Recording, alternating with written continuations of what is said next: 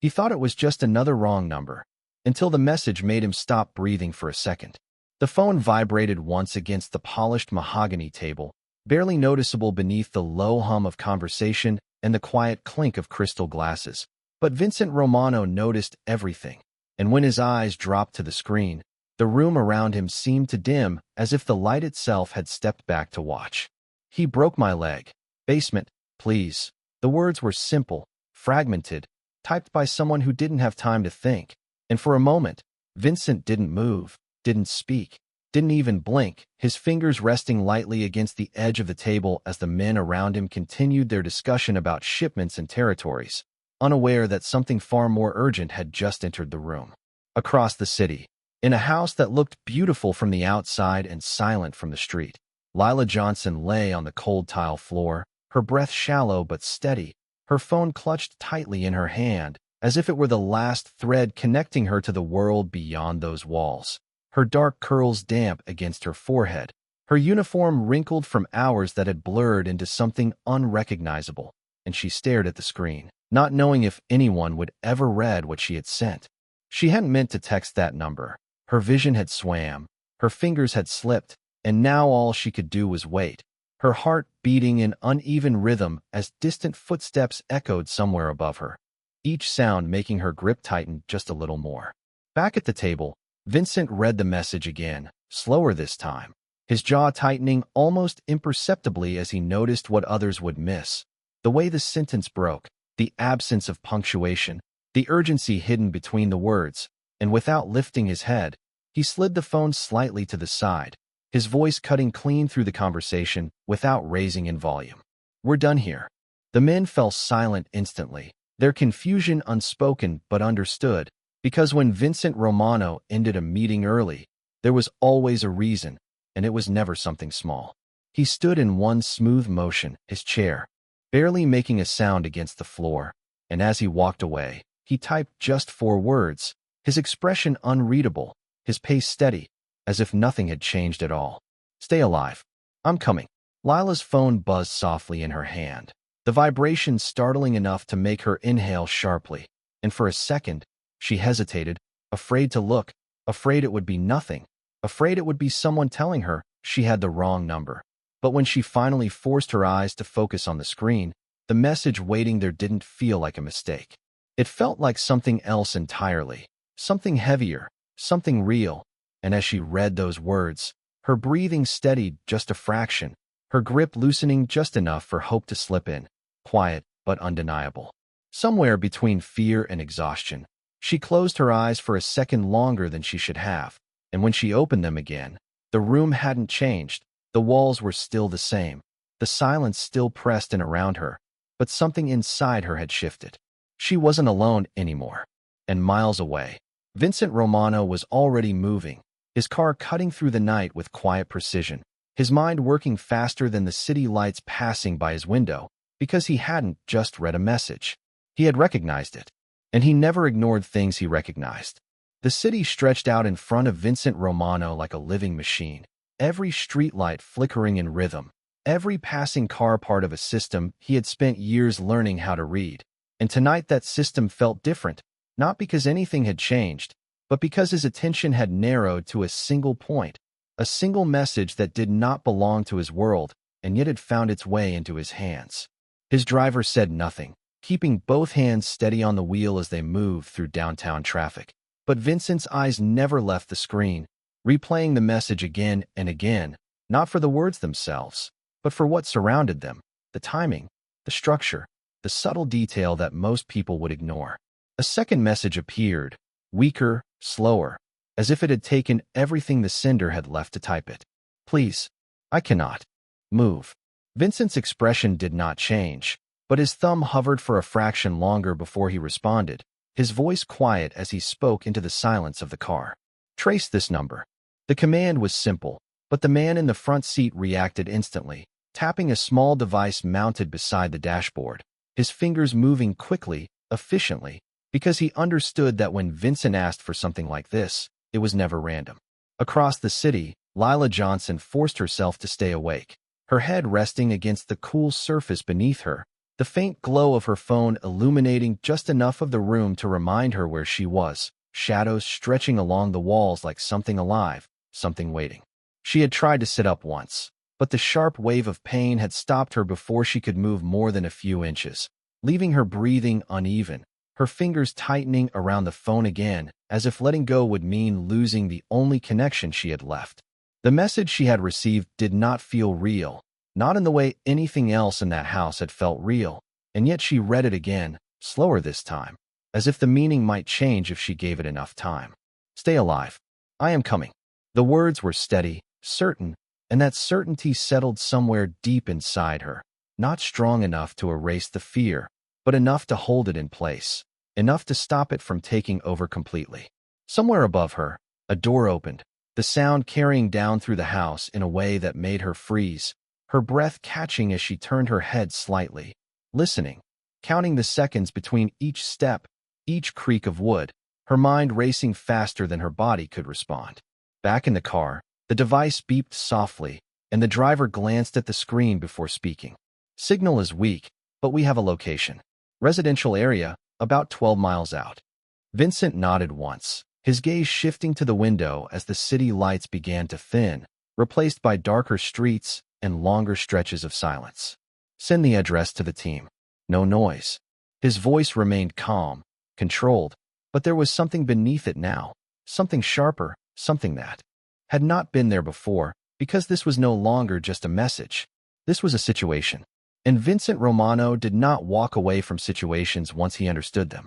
In the basement, Lila's phone dimmed slightly as the battery drained, the light fading just enough to make the room feel smaller, tighter, and she swallowed hard, forcing herself to focus, to stay present, because the voice in her head that told her to give up was getting louder, more persistent, and she knew if she listened to it, even for a second, she might not be able to come back. Her thumb moved slowly across the screen, typing one more message, each letter deliberate, each word heavier than the last. Are you really coming? The question hung there for a moment before sending, and as the screen flickered, she closed her eyes again, not to sleep, but to hold on, just a little longer, because somewhere out there, someone had answered her, and for the first time in a long time, that felt like enough. Vincent Romano did not answer the question right away, not because he was unsure, but because he understood the weight of words spoken at the wrong time. And as the car turned onto a quieter road lined with tall trees and distant houses set far back from the street, his phone rested in his hand like something fragile, something that needed precision rather than speed. And when he finally typed, his message was short, controlled, and absolute. Yes. There was no hesitation in it, no extra explanation, just certainty, the kind that did not leave space for doubt. And after he sent it, he leaned back slightly, his eyes closing for a brief moment, as if mapping the situation in his mind, every variable, every possibility, every outcome. The driver slowed the car as they approached the edge of the residential area, the glow of the city now far behind them, replaced by long shadows and quiet streets where every house looked identical at first glance. But Vincent knew better than to trust appearances, because places like this were often chosen for a reason: distance, privacy, silence, all the things that made problems easier to hide. We are 2 minutes out, the driver said quietly, his voice steady, but lower now, matching the tension that had settled inside the vehicle. And Vincent opened his eyes again, his gaze sharpening as he looked at the map on the screen, the blinking dot marking the source of the signal, the place where a message had been sent that should never have reached him, and yet had. In the basement, Lila Johnson watched the screen as the reply appeared, a single word that seemed too small to carry the meaning it held, and yet it did, filling the space around her with something she had not felt in hours, something that felt like direction, like movement, like the world outside had not forgotten her completely.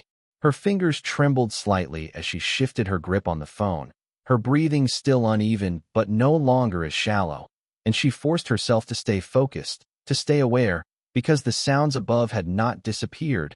They had only grown quieter, more deliberate, like someone moving with intention rather than carelessness. She turned her head slightly, her eyes scanning the dim outlines of the room, the corners she had not been able to see before, the shapes that looked different now that she was paying attention. And for the first time, she noticed something she had missed, a small vent near the base of the wall, barely visible in the low light. But there, just enough to matter. Back in the car, Vincent's phone vibrated again, not with a message, but with an update. The address now confirmed, the property linked to a name he recognized, and that was the moment everything shifted. He did not react outwardly, did not raise his voice or change his posture, but the air inside the car tightened, the kind of shift that did not need to be explained. "Change of plan," he said quietly, his tone even but firm, and the driver nodded without question, adjusting their route slightly as Vincent's eyes returned to the screen, reading the name again, confirming it, because mistakes were not something he allowed himself to make. Across the distance between them, Lila adjusted her position just enough to reach the edge of the wall, her hand brushing against the cool surface as she tested her balance, not to stand, not yet, but to move, even a few inches, because staying still felt worse now that she knew someone was on the way, and as she shifted, her phone slipped slightly in her hand, the light flickering across the wall, catching something for just a second, something that did not belong, a reflection, faint but unmistakable. She froze, her eyes narrowing as she focused, trying to understand what she was seeing, because in that brief moment, the room had revealed something else, something hidden in plain sight, and she realized with a quiet certainty that she was not just waiting to be found. She was inside something much bigger than she had ever imagined. Vincent Romano had seen enough rooms like this to know that nothing inside them was ever accidental, and as the car slowed to a near stop a block away from the property, he did not step out immediately, instead watching the house from a distance through the tinted glass, his gaze steady, calculating, the kind of stillness that came before decisions that could not be undone, and when he finally spoke, his voice carried no urgency, only precision. No lights, no alarms, no mistakes. The driver nodded once and stepped out, disappearing into the quiet night as if he had never been there, leaving Vincent alone with the silence and the faint glow of his phone, the last message still visible on the screen, the connection between two strangers that had now become something far more complicated. Inside the basement, Lila Johnson shifted her weight again, slower this time, more deliberate, her eyes fixed on the faint reflection she had noticed, her mind working through the possibilities with a clarity that had not been there before, because fear had given way to something else, something sharper, something that told her she needed to understand where she was, not just endure it. The reflection came from a narrow strip along the wall, almost invisible unless the light hit it just right, and as she angled the phone slightly, she saw it again, clearer now, not a mirror, not exactly, but something behind the surface, something that suggested the wall was not as solid as it appeared. Her breath caught, not in panic, but in realization, and she reached out slowly, her fingers brushing against the surface, feeling the difference in texture, the slight shift that confirmed what her eyes had already begun to understand. Back outside, Vincent stepped out of the car at last, his shoes silent against the pavement as he moved toward the edge of the property. The air cooler here, quieter, the kind of quiet that did not belong in a normal neighborhood, and he paused for a fraction of a second, his eyes scanning the house, the windows, the angles, the subtle details that most people would overlook, but nothing escaped him, not the placement of the lights, not the absence of movement, not the way the house seemed to hold its breath. His phone vibrated once more, and this time it was not a message, but a confirmation from his team, a simple update that told him what he needed to know. The name attached to the property was not just familiar, it was connected, tied to something deeper, something that reached into his own world in ways he did not appreciate. And that was when the situation stopped being about a single message and became something else entirely. In the basement, Lila pressed her hand more firmly against the wall, testing the edge of the surface, her fingers tracing the outline of what she now realized was a concealed panel, hidden well enough to go unnoticed, but not well enough to disappear completely. And as she shifted her position just enough to apply pressure, she felt it give slightly, not enough to open, but enough to confirm that it could. Her heart began to race again, not from fear, but from the possibility that she was not as trapped as she had believed, and for the first time, the room felt different, not smaller, not closing in, but revealing itself in pieces she could use.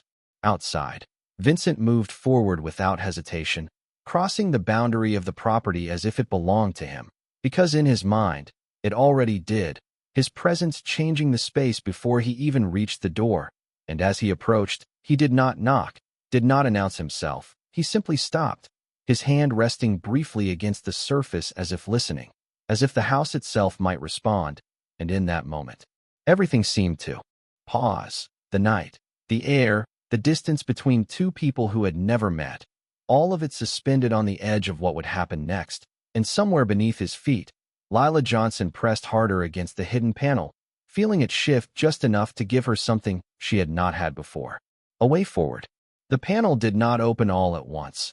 It resisted just enough to make Lila doubt herself for a fraction of a second, but she did not stop, her fingers pressing harder along the edge, her breath controlled now, measured, because she understood something had changed and hesitation was no longer an option, and when it finally shifted, even slightly, the sound was so faint it could have been mistaken for nothing at all. But to her it felt like a door unlocking inside her mind. Outside, Vincent Romano stepped back from the front entrance without touching it again, his instincts already guiding him away from the obvious path, because houses like this were never meant to be entered through the front, not by people who understood how they were built. And as he moved along the side of the property, his eyes tracked every detail, the spacing between windows, the subtle variations in the foundation, the quiet signs of modification that most would never notice, but to him, they spoke clearly. His phone remained in his hand, not for communication now, but as a connection, a silent line between him and the person inside who had unknowingly pulled him into this. In the basement, Lila shifted her weight again, using the wall to support herself as she leaned closer to the opening she had created, her phone casting a narrow beam of light into the gap, revealing a dark space beyond. Not large, not open, but enough to matter, enough to change everything.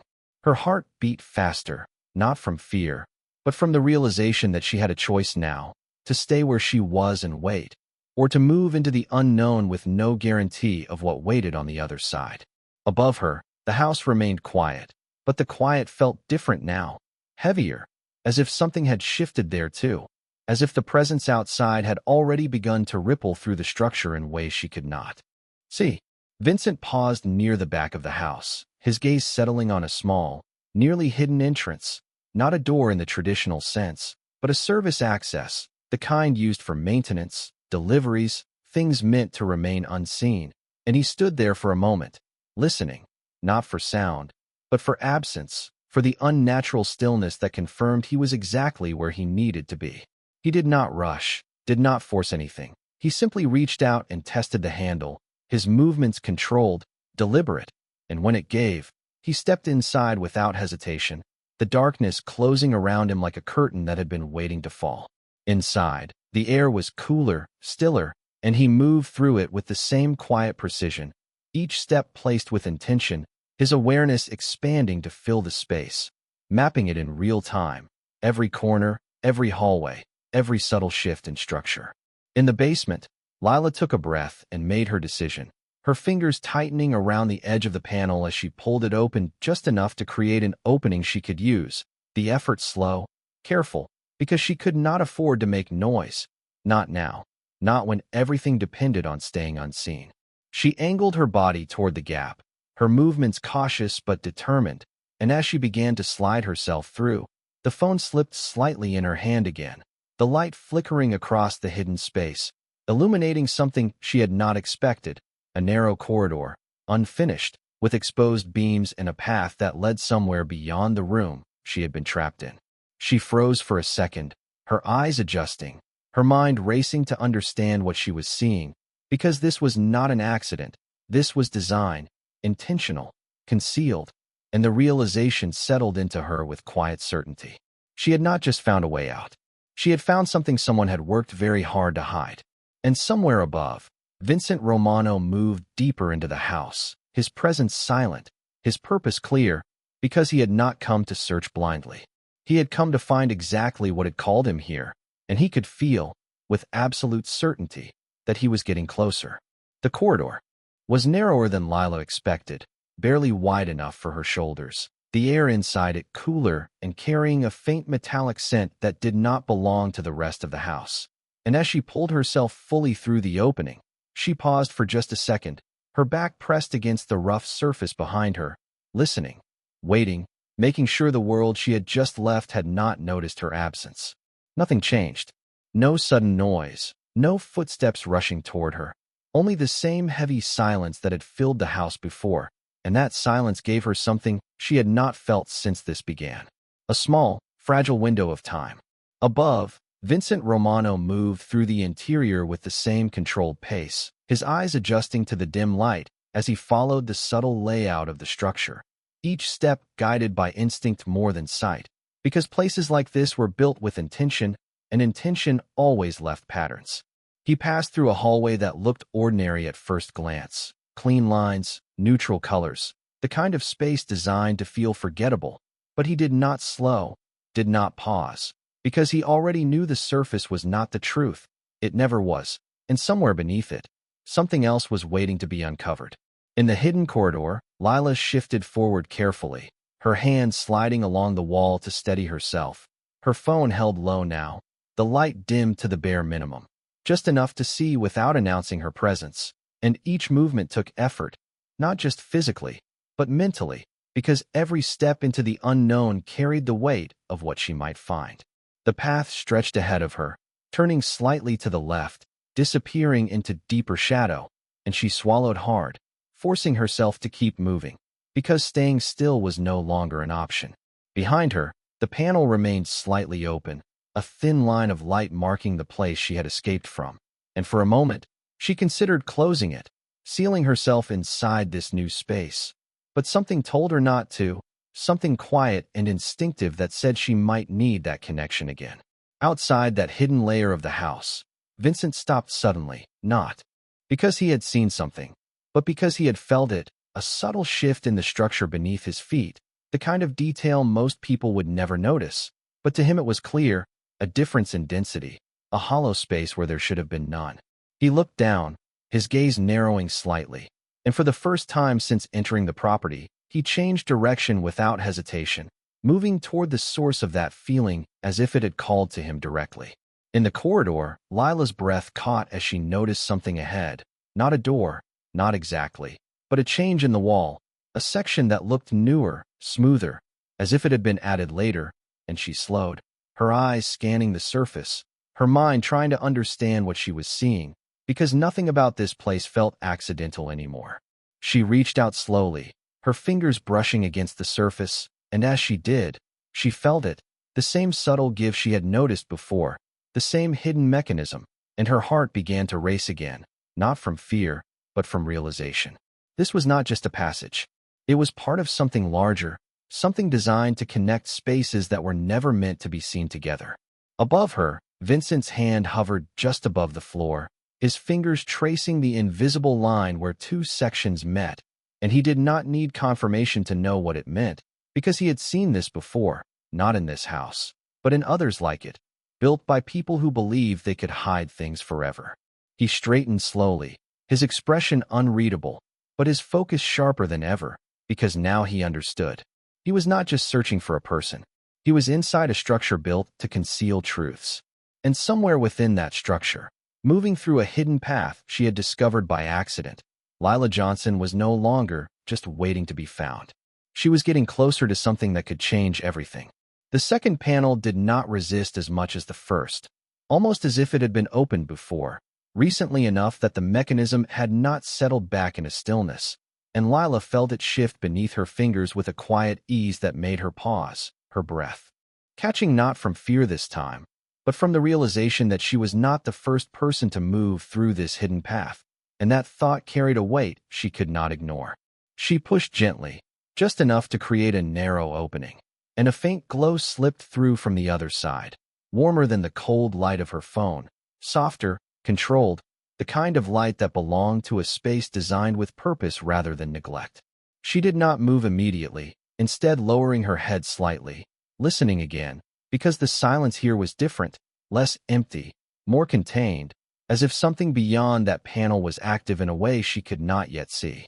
Above, Vincent Romano stepped precisely over the line he had traced on the floor, his movement deliberate as he shifted his weight and tested the surface beneath him.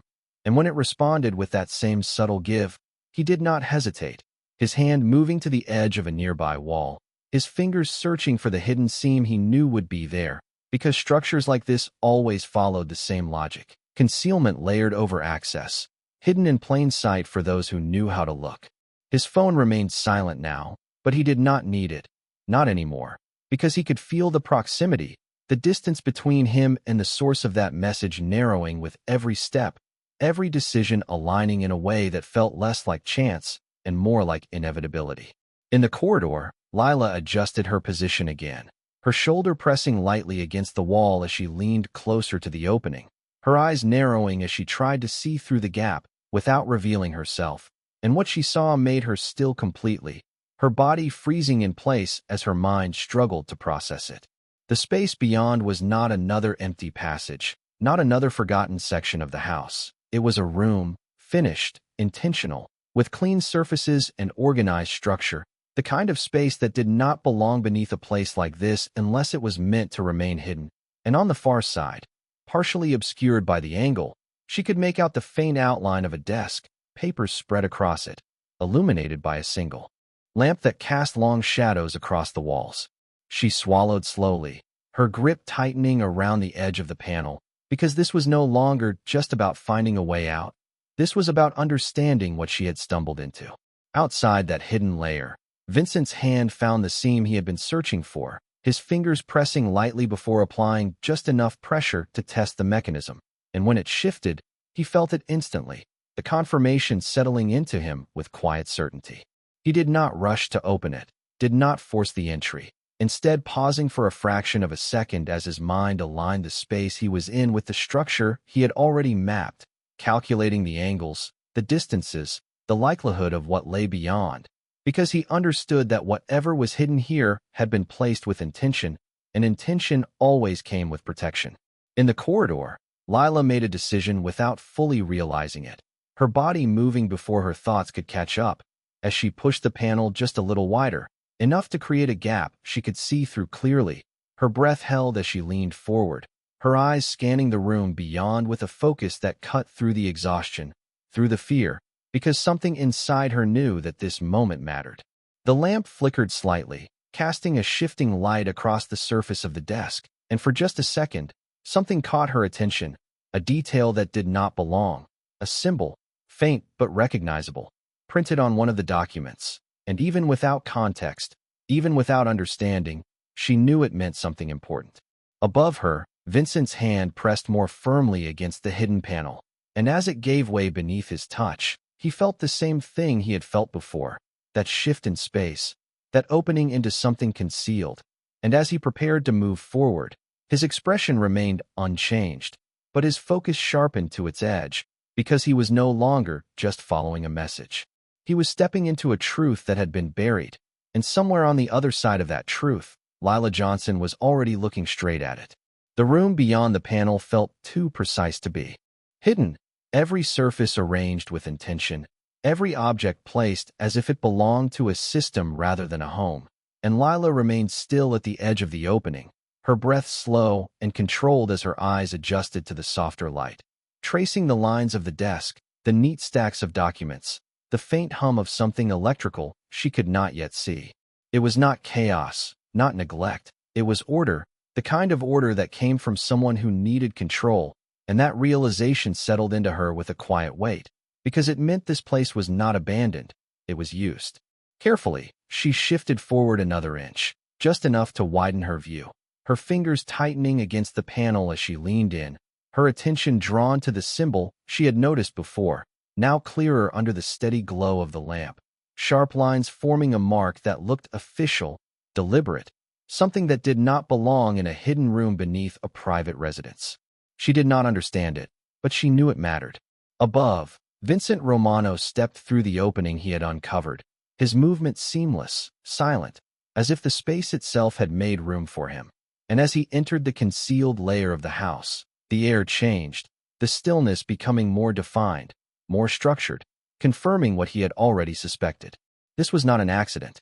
This was design.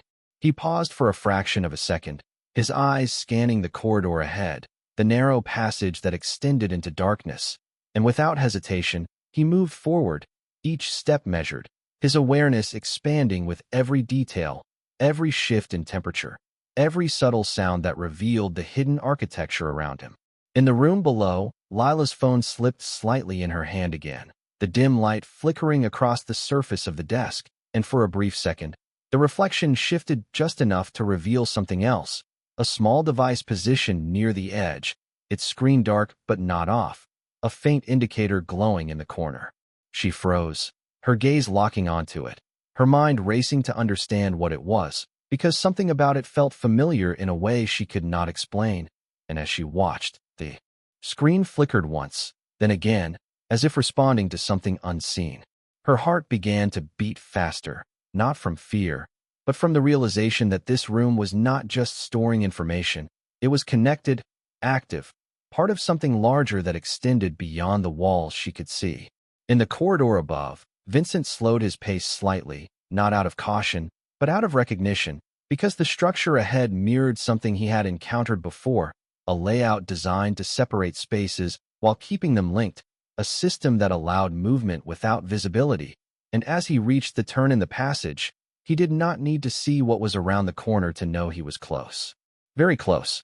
In the hidden room, Lila made a choice she did not fully understand, her body leaning forward just a little more, her hand reaching through the opening as if drawn by something beyond her control, and for a moment, everything felt suspended, the distance between her and the desk narrowing to almost nothing, her fingers brushing the edge of the surface lightly, carefully, as if the slightest pressure might change everything.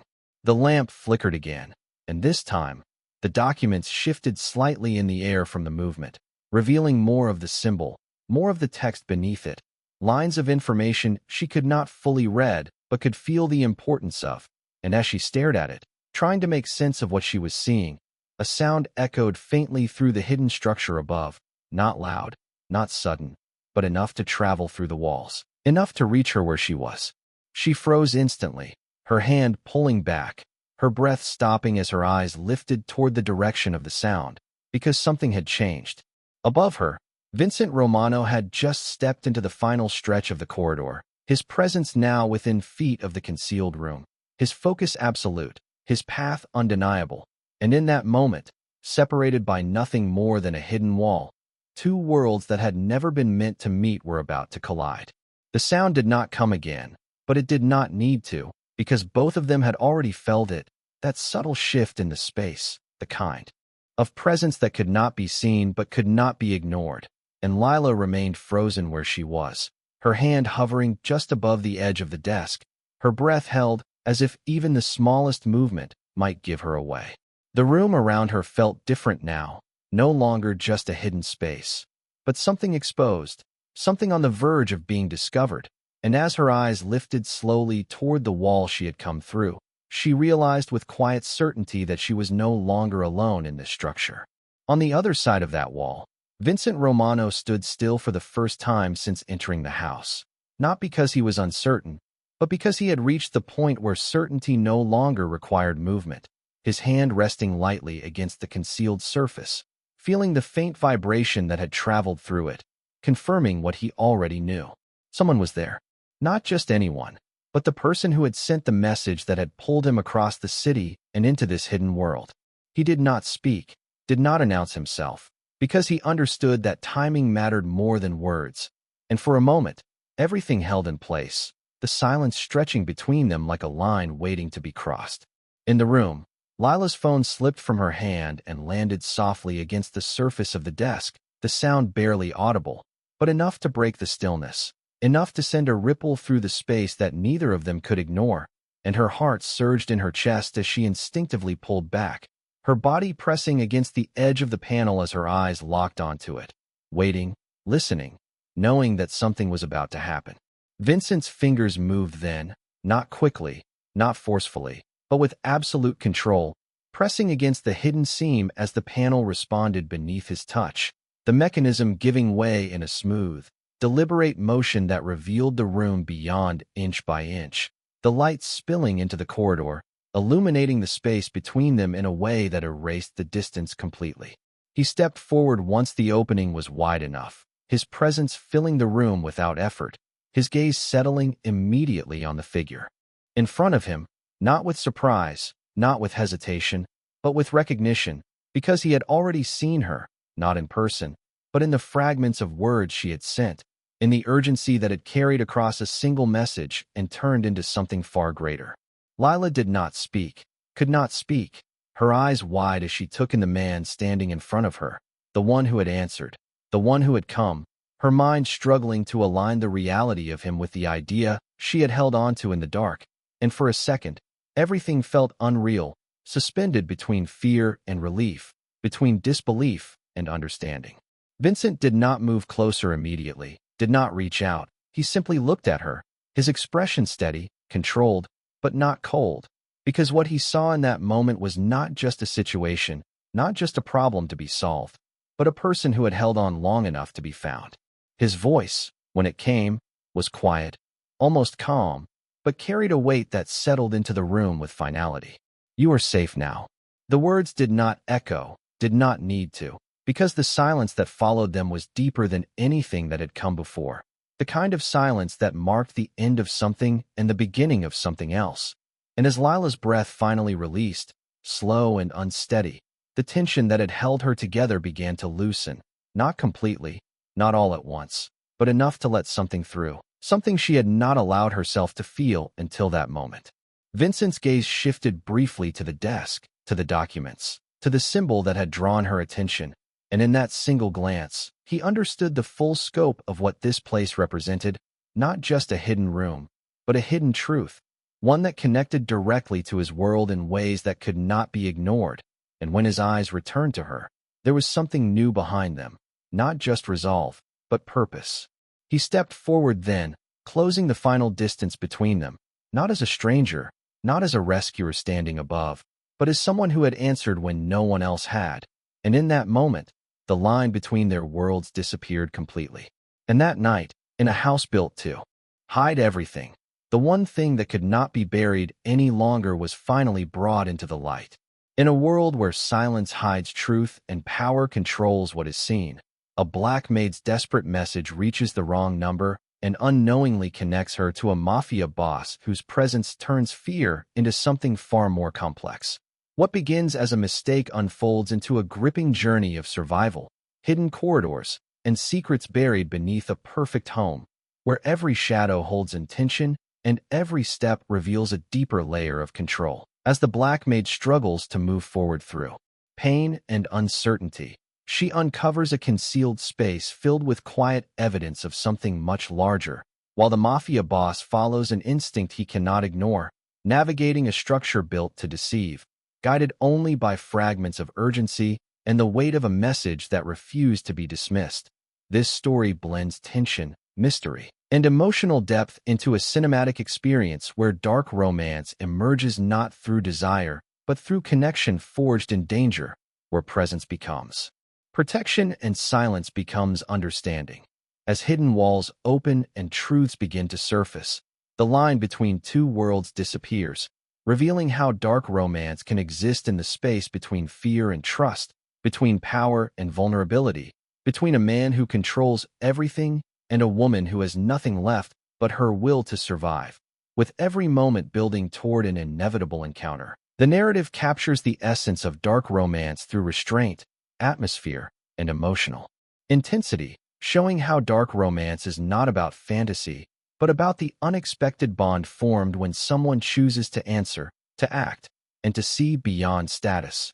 In this layered story, dark romance unfolds through quiet decisions and unseen movements, where the mafia boss does not arrive as a savior, but as a force that recognizes truth, and the black maid is not defined by weakness, but by resilience. As the hidden room is revealed and the final distance closes, dark romance reaches its most powerful form, not in words, but in presence, in the moment where safety is spoken and believed, and in the silence that follows when dignity is finally seen.